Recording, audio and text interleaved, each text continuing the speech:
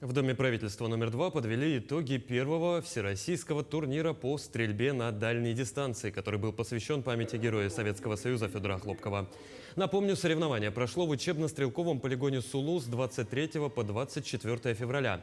Всего в турнире приняли участие 74 человека, и на этапе день особой меткостью отличился якутянин Сергей Яковлев, поразивший мишень на дистанции в 2 километра. Заместитель председателя правительства Российской Федерации Юрий Трутнев поделился идеей провести второй снайперский турнир уже в октябре этого года. Турнир направлен на возрождение традиций как якутских снайперов, так и российской школы снайперства.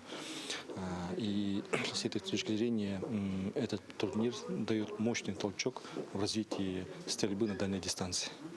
Это имеет значение в условиях проведения специальной военной операции и в целом для воспитания подрастающего поколения, воспитания патриотических чувств.